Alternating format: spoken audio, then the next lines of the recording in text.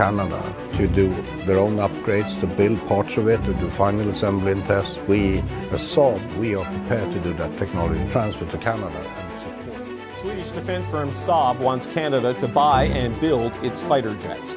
The firm is pitching a partnership with Bombardier and promising to create up to 10,000 jobs. What if buying a fighter jet could shake the balance of global power? Canada thought it was just replacing old aircraft, until the decision sparked quiet warnings from Washington. One jet represents unmatched technology, the other promises freedom and control. But this isn't just a military purchase, it's a test of sovereignty. Can a country stay loyal to its allies while refusing to depend on them? The answer could redefine how modern alliances work, and the world is watching what Canada does next. Swedish defense company Saab wants Canada to buy its Gripen fighter jets and even build parts of them locally. Saab says this deal could create up to 10,000 jobs in manufacturing and research, while also sharing technology so Canada can upgrade and assemble the jets on its own. What seemed like a simple plan to replace Canada's old fighter planes quickly became more complicated.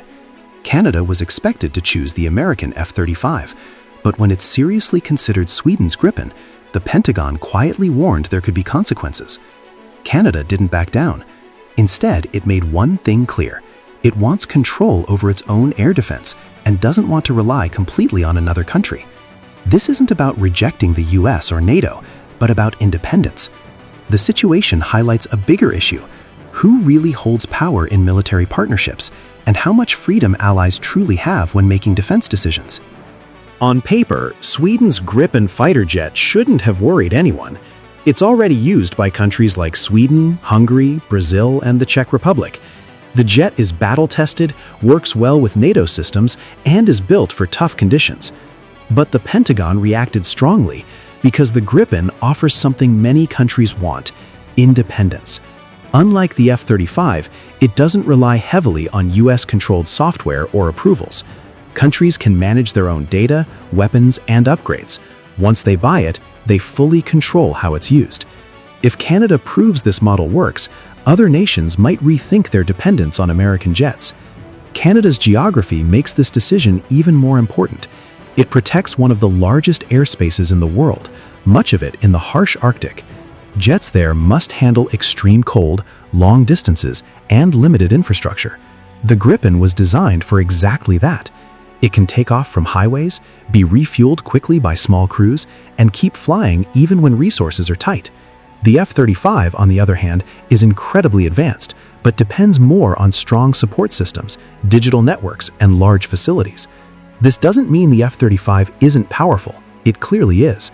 But the debate shows two different approaches, one focused on high-tech integration, the other on flexibility and self-reliance. The Gripen is built with one key idea in mind: systems can fail in war. Air bases might be damaged and communication networks could go down.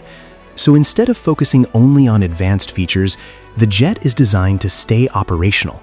It values reliability and flexibility over complexity. This thinking shifted Canada's debate from simply buying new aircraft to rethinking military strategy. Modern air forces now know that large, fixed bases are easy targets. Spreading aircraft across smaller locations, even roads or remote runways, makes them harder to destroy. The Gripen fits well into this approach, helping air forces keep flying even during chaos. The US understands this shift, which is why tensions rose. Washington warned that if Canada reduced or canceled its F-35 purchase, the US might increase its own fighter patrols in Canadian airspace under NORAD. The system has long worked on trust, but officials suggested it could need restructuring if Canada stepped back.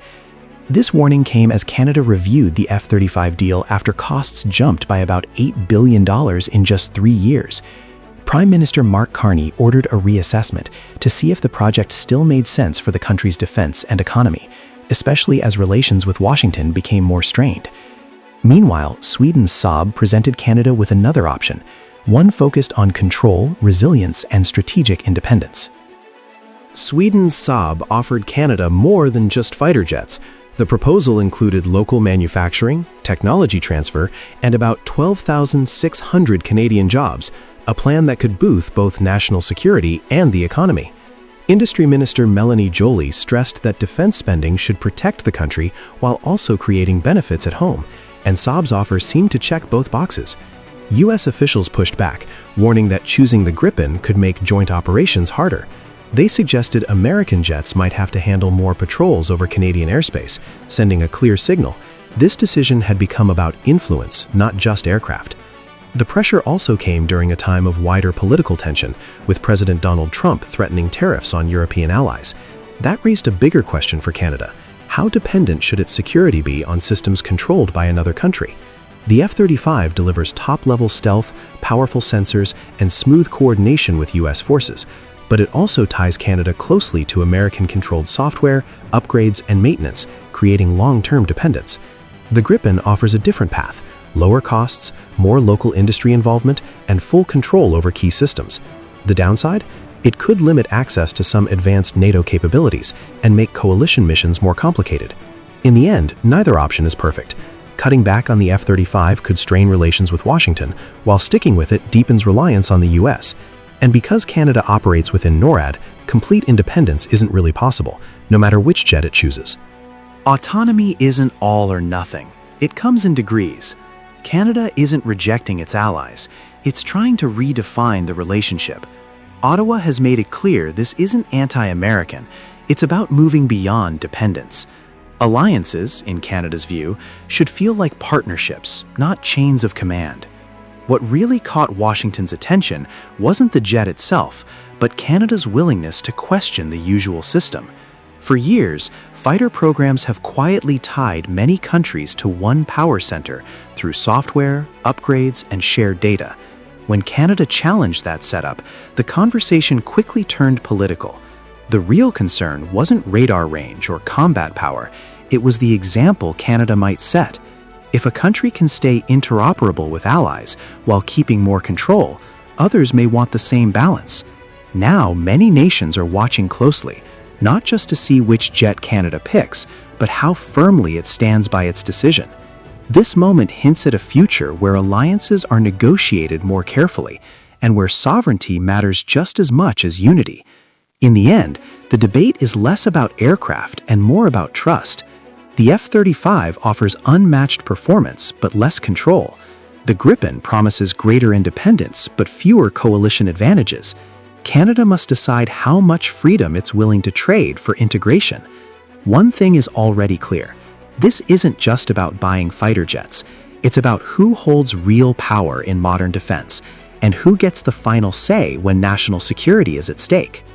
This debate shows that modern defense is no longer just about who has the most advanced weapons.